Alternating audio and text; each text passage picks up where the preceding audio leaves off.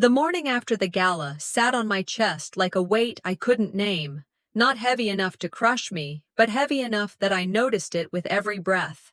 I stared at the ceiling, trying to piece together whether it had really happened the way I remembered. Me, standing there like a server at a party thrown for my own sister, ignored, then thanked in absentia. In the kitchen, Helena moved like it was just another day. Coffee brewed. Toast popped. The sun painted our white cabinets in soft gold, but none of it touched me. "You want eggs?" she asked, without turning. "No," I answered. Quiet. Too quiet. She didn't ask why. I sat down anyway, across from her, watching her sip her coffee with that tiny clink of silver against ceramic, as if nothing had happened the night before. That was the trick in this house. You didn't pretend things didn't hurt. You pretended they didn't happen. And I'd been good at that. Better than most. But lately, I'd started to wonder if being good at ignoring pain was just another form of making sure no one else had to feel uncomfortable. "I've been thinking," I started. She blinked at me, but didn't stop chewing. "About? About the gala, the way everything played out." Her fork paused. "You're still on that?" "I'm not sure I was ever off it." She set her fork down, gently, not angrily. "Let's keep the past in the past, Kaylin. It's not helpful to reopen old wounds." I didn't raise my voice. Some wounds never closed. Marshall entered right then, always in time to catch half of a sentence and act like it was a manifesto. "We don't air our dirty laundry, son. That's not what this is. You're back here to heal, not to stir things up." I wanted to ask, heal from what? But I knew better. That was how the game was played. They didn't fix things. They outlasted them. And if you didn't want to stay buried under it all, well, that was your problem.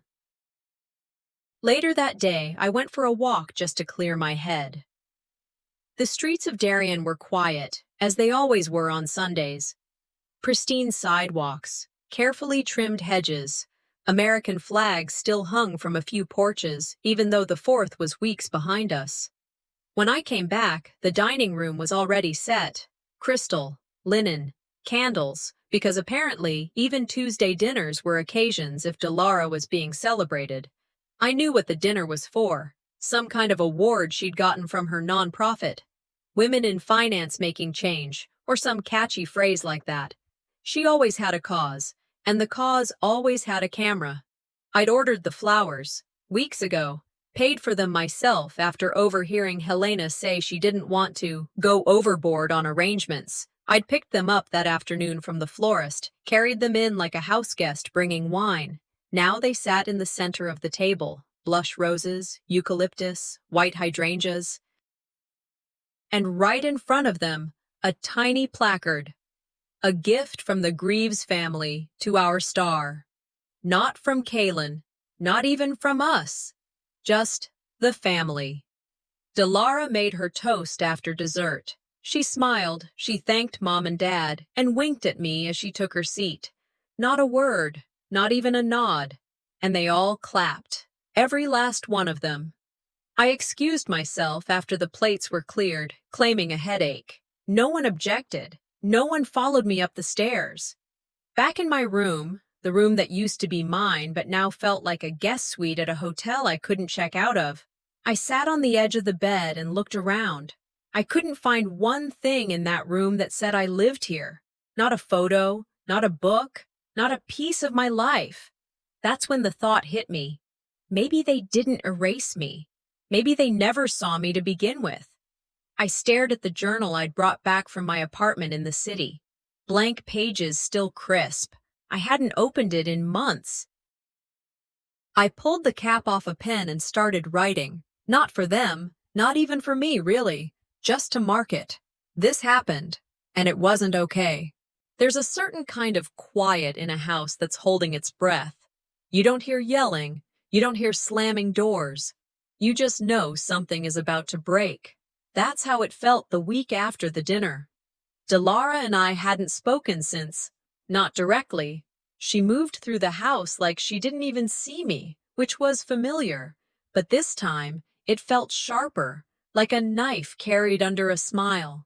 I kept to my room as much as I could, went downstairs only when I had to, but even then, I could feel it. Every hallway, every shared glance felt staged. One afternoon, I passed by the living room and caught Delara on the phone with one of our cousins. "You know how it is," she said, laughing. "Always cleaning up after Callan. It's exhausting, really." I didn't interrupt. I didn't speak. I just stood there long enough for her to notice me, which she didn't, or pretended not to. And that stung in a way I didn't want to admit. Our parents had taken up a new routine of being overly nice. Too many questions, too much interest in whether I'd rested well or eaten enough. The kind of concern that doesn't touch the surface, let alone the heart. That night, around 10, I got up for a glass of water. I waited until I was sure everyone had gone to bed. The kitchen was dark, but I knew the layout by heart. I didn't turn on the lights. I didn't need to. What I didn't expect was to find Delara waiting at the end of the hallway. "You're still skulking around like a ghost?" she said, arms crossed. "I'm getting water," I said, voice flat.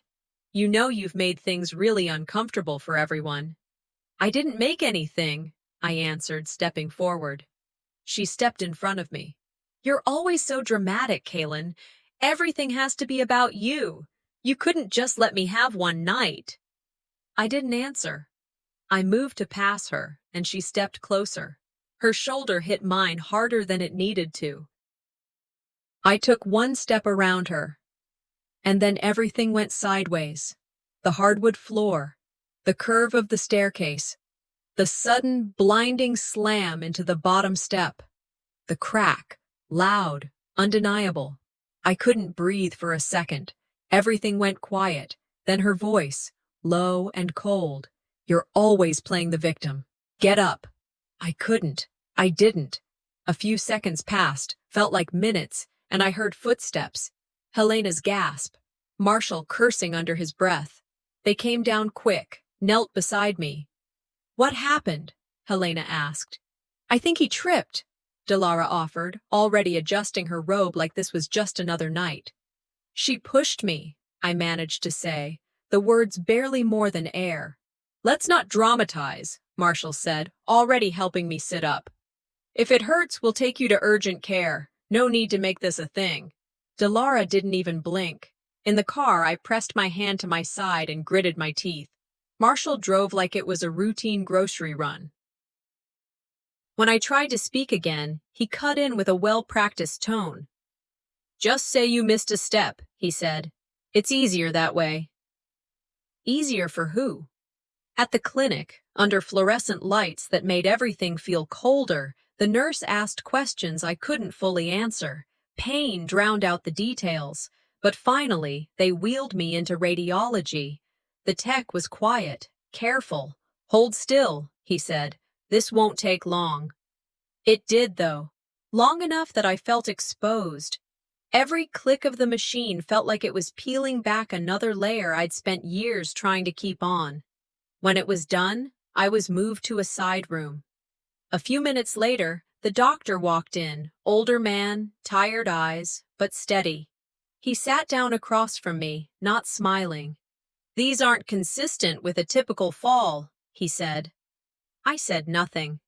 "You've got multiple impact points, left ribs, wrist, even some old bruising we're seeing traces of. I'd like to ask you some questions privately." I nodded. A social worker came in shortly after. I answered what I could, left out what I couldn't, but the doctor's words echoed louder than anything I managed to say. "These injuries suggest post-fall trauma. Not clumsiness, not coincidence, something done." They didn't say it outright, but they didn't have to. For the first time, someone wasn't pretending it was all in my head. Later, when the social worker left to make some calls, I laid back in the bed, wrist wrapped, ribs screaming, eyes dry. I didn't cry, not yet, But in that sterile, quiet room, surrounded by machines built to see what people refuse to, I started to believe something new. If even a machine can see what they won't, maybe I'm not crazy after all. I came back from the hospital with my ribs wrapped tight and a brace on my wrist. Walking was a chore. Breathing too. But what stung more than the bruises was how no one in that house asked how I felt. Marshall met me at the door like a lawyer greeting a client. "No need to post anything," he said. "We'll take care of this quietly." Helena echoed it not long after. "No one needs to know about a silly accident, sweetheart.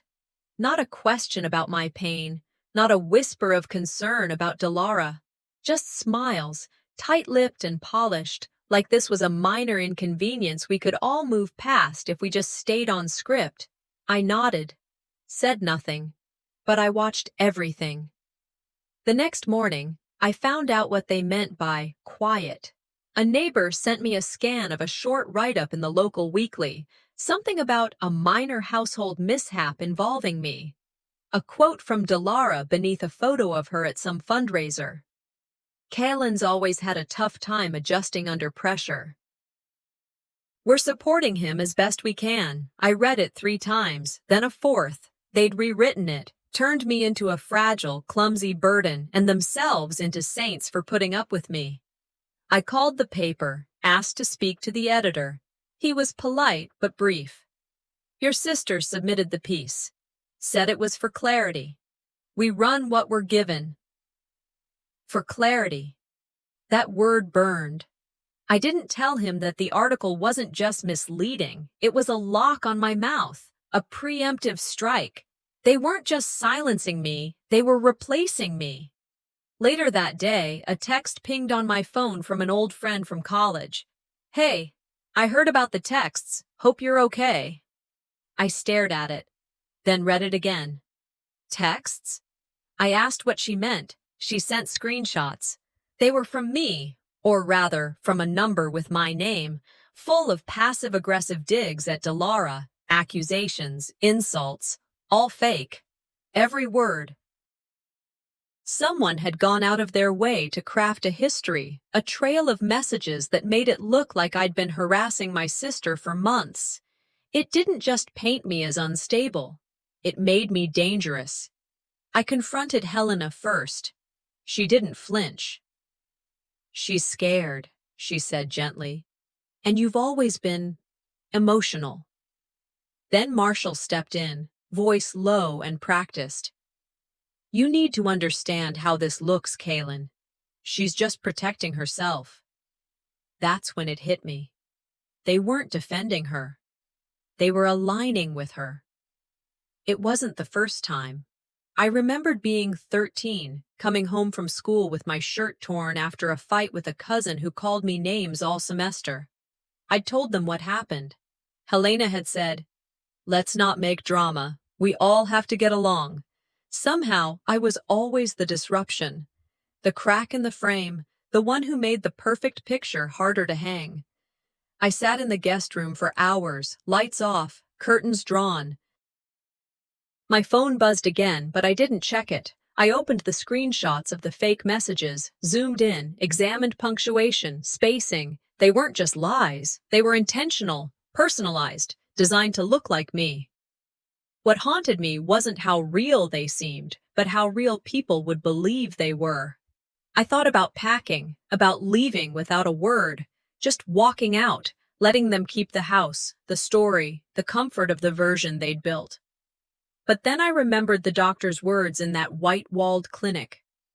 Multiple points of trauma. Someone believed me. Someone with no skin in the game. Someone who looked at my body and saw the truth.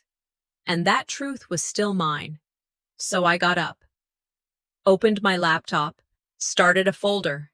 Named it, "This Happened." I wrote down dates. Saved screenshots. Recorded voice notes.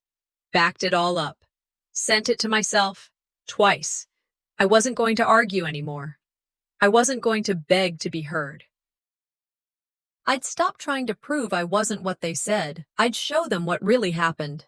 It started with breakfast. 3 plates, 3 glasses, 3 sets of silverware. Mine wasn't there. I stood at the edge of the kitchen and just watched them.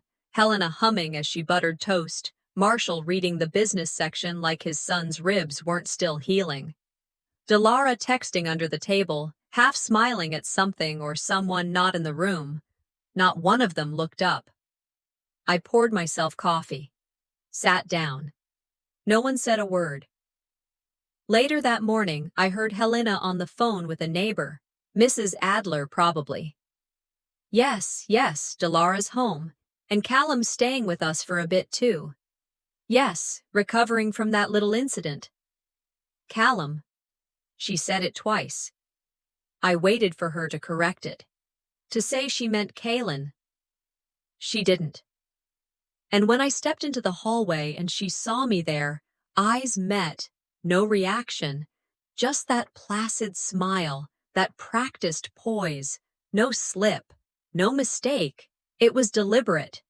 Dinner that night was quiet, like most things here.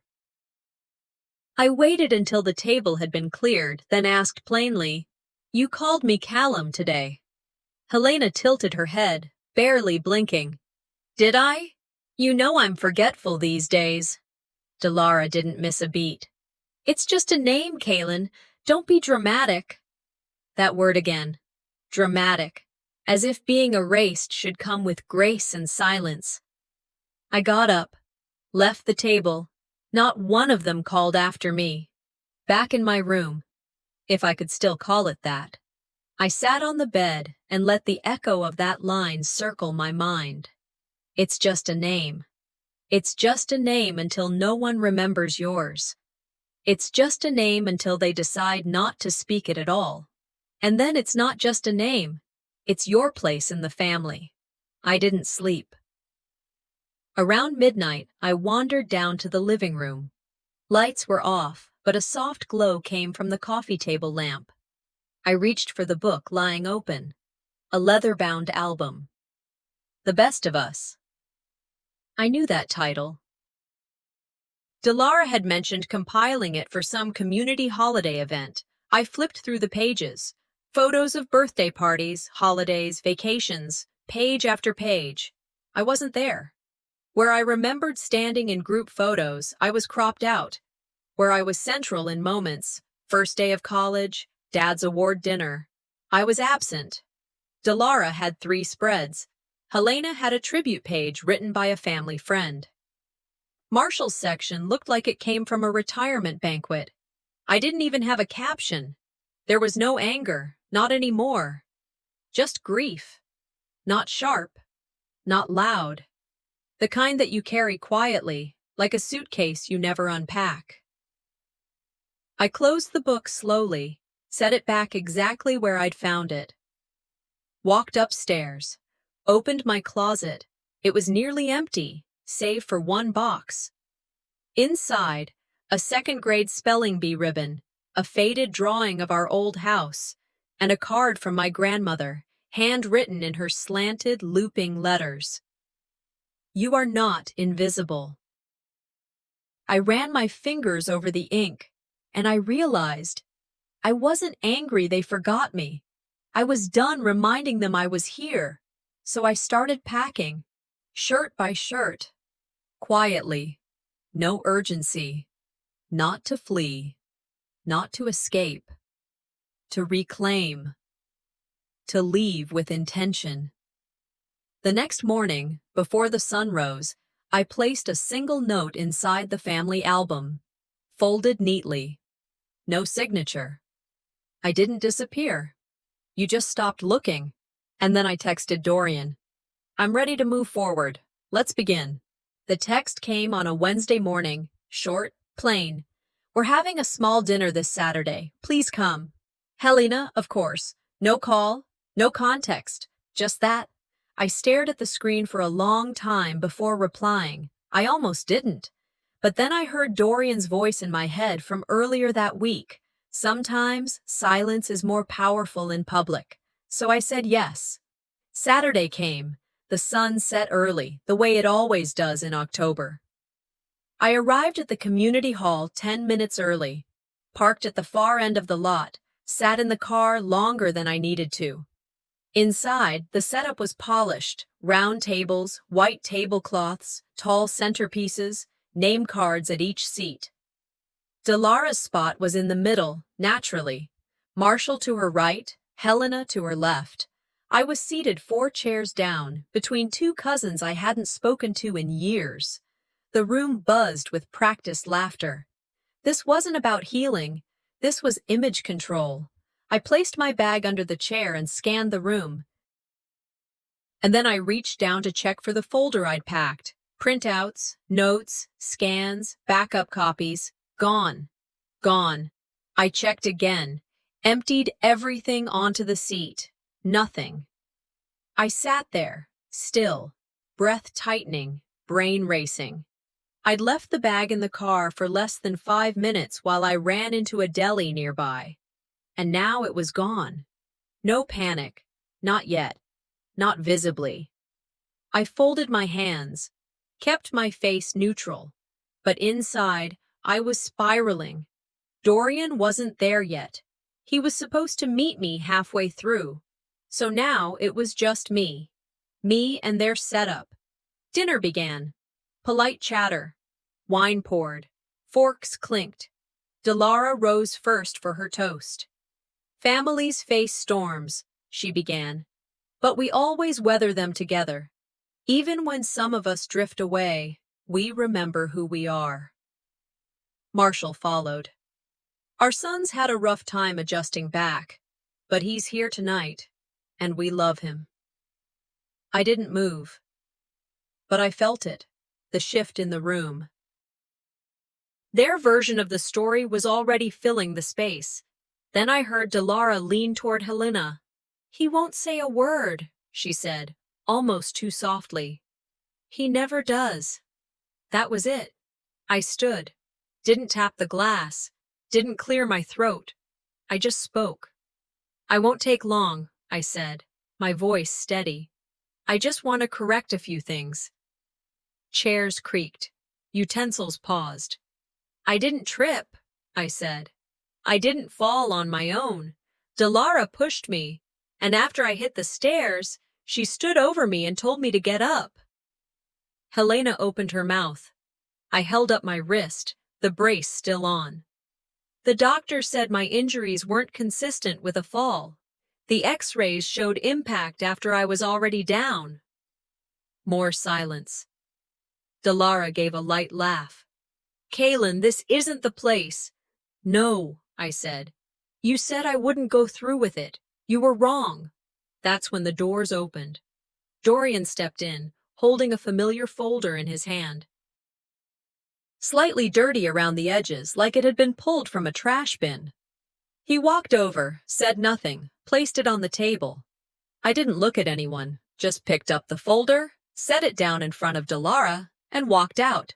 The morning after the dinner, I woke up in my Stamford apartment to silence, not the kind that used to haunt me, but something steadier, cleaner, like the noise had finally burned itself out. No calls, no messages, not even a, "Did you get home safe?" And yet, I didn't feel forgotten. I sat on the edge of the bed, still in the same clothes from the night before, and let the images play again in my mind. Delara's face when Dorian laid the folder in front of her. Marshall's frozen stare. Helena's mouth twitching like she was chewing her own tongue. None of them followed me out of that room. I reached for my journal. Not to document. Not anymore. This wasn't for the record. It was for release. Not a list of what they did, just how it felt. How I felt watching them pick a lie over me again and again until I stopped asking them to choose. 2 days later, I got an envelope in the mail. A neighbor from Darien had clipped a community bulletin and sent it to me. Front page, a photo from the dinner. Headline: The Greaves family celebrates unity. Parents and daughter lead local talk. I wasn't in the photo. Cropping, they'd say. But I remembered standing right there, 2 seats away. The article didn't mention me by name, just called me a family guest. In the interview, Helena said, "Some people belong in the spotlight, others prefer to support from the sidelines." I read it twice, then folded the article and slid it into the same album I'd left a note in weeks ago. This wasn't just erasure anymore. They'd rewritten the whole script. Later that week, Dorian called. "Just a heads up," he said. "State Services reached out. Your hospital records flagged something. Might trigger an internal look." I didn't say much, just listened. "It's not criminal yet," he added, "but the shield's cracked. It's enough." A day after that, a clip from the dinner started circulating online. A short video, shaky, obviously recorded from a phone. And my voice, clear, calm. My words, my brace. I didn't post it. Someone in the crowd did.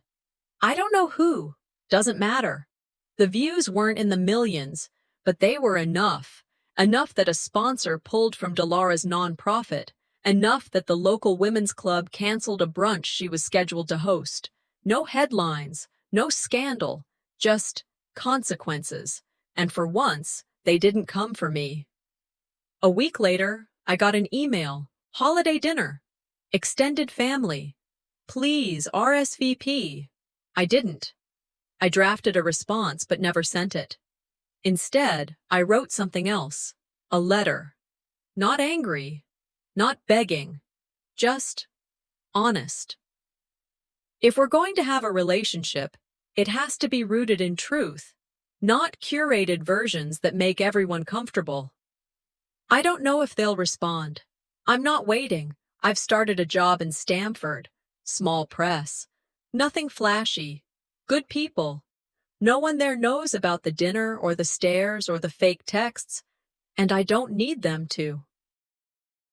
Closure, I've learned, isn't about everyone agreeing on what happened. It's about choosing what you won't carry anymore. Last night, while unpacking another box, I found the napkin, the one from the gala, the one that had my name misspelled the first time, and no name at all the second. I didn't cry, I didn't smile, I just folded it neatly and placed it in the drawer. Not to forget it, just to keep it on my own terms. I never needed a name embroidered to belong. I just needed to stop asking for space at their table.